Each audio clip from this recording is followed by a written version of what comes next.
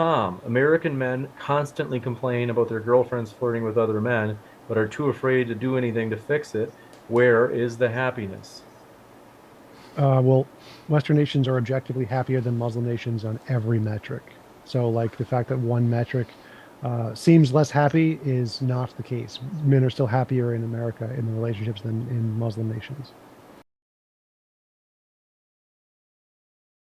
Famo TV says, Tom, in liberal and secular USA, you have a constant stream of breakups and monogamous relationships, not to mention high rates of depression. Please address this. Uh, what address what? Like, I think they're saying there's that more freedom. secularism apparently. Sort of, yeah. When you don't have forced marriages and rapes and punishment by death if you leave them, then yeah, there's a lot more promiscuity and you can leave relationships and get divorces, and that's fine. So yeah, if you don't outlaw people being free to change relationships, then yeah, you're going to get a lot more changing relationships, and that's a good thing, not a bad thing. Without a relationship, I'm very sad, no matter what else is going on in my life. With a relationship, I'm very happy, no matter what else is going on in my life. Because most of my life I haven't had relationships, I've suffered from major depressive disorder. When I was in a happy relationship, that cured me of my depression. So it's not an exaggeration to say that these kinds of relationships are the foundation of my happiness. I got my first date when I was around 30 years old, and I was able to get a few relationships that gave me what I needed to temporarily cure my loneliness around 33. You have to be wary of the person you're talking to. Are you talking to someone who's philosophically literate and who likes to debate, or someone who's more emotionally tied into things? That's a great way to put it, I think, is that a lot of people Go are. away, please. I'm on a phone call, on a television with the camera. Go away. I think it's Go away like now. 1 second. No, it's all right. I'm on the camera. You cannot turn the thing on.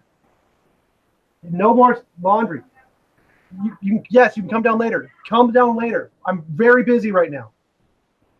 James, if you have right now a Discord, oh, by the way, if you want to join Yes, mine, you can. Please I'll go right definitely now. make you mod in it.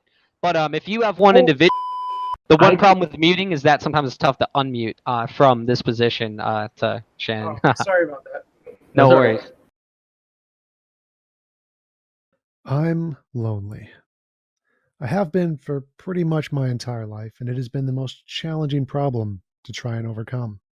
Tom Jump is a full-time YouTuber who debates professors, philosophers, and theologians.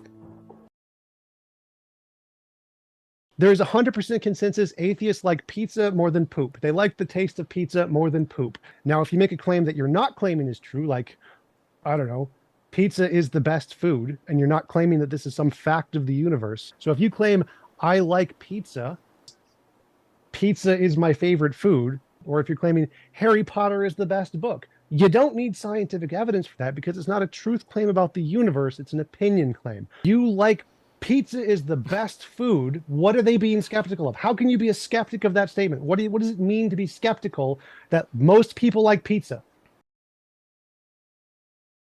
Tom Jump is having sex with a dead body per se morally wrong. Not if the previous occupant said you could do it after they die. They consented to allow their body to be used after death in that way. That's perfectly fine. Is touching a baby on the hand with sexual intent wrong, even if it doesn't cause any harm? And if it is wrong, why?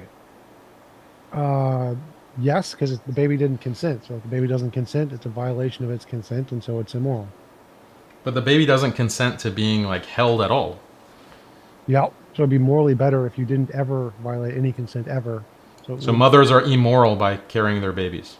Yes. So imposing on the baby's will by touching them without consent is immoral. Yes. This was one of the key realizations in my life. To really overcome loneliness, you need people with a diverse skill set who can make up for your weaknesses and who are willing to give practical help rather than just theoretical help. Normally, people refer to these mysterious entities as friends. Unfortunately, it wasn't till around age 25 when I had this realization and recognized the true value of friends for the first time in my life. fewer people are getting married. I think you have a personal problem with that issue of, finding a female partner, Tom.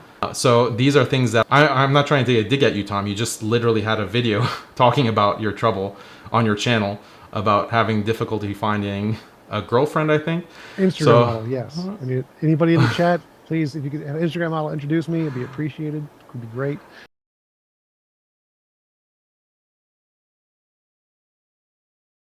So the rate of depression is higher for people who don't have access to social lives. And in our society, it's more isolated. But again, even though that's the case, it's still better in every other metric. So yes, there are some that are worse, some metrics that aren't perfect. We're working on them, but it's still better in literally every other metric. It is my dream to create an institution, call it an atheist church, a church designed around providing these necessary steps to help people overcome not only loneliness, but whatever ails them, including helping those whose religious churches neglect. Community seems to be the most important thing about religion. Churches are so successful at building communities. If you want to meet people, to be in a relationship, or to build friendships with, to go to parties with, it's pretty easy in a church. Just go there and join one of the bazillion groups they have, meet 30 people, and they'll mostly be really welcoming. But in the atheist community, that's completely gone. It's so hard to find a community like that in local atheist groups that you can just go up to, and they'll be willing to just introduce you to whatever is going on in the community and be willing to immediately help you with giving you the connections to find what it is that you really need. Because of this, I had never realized the potential church institutions had to provide a community to truly help people. But the more I thought about it, the more I realized that I wish I had such an institution throughout my childhood,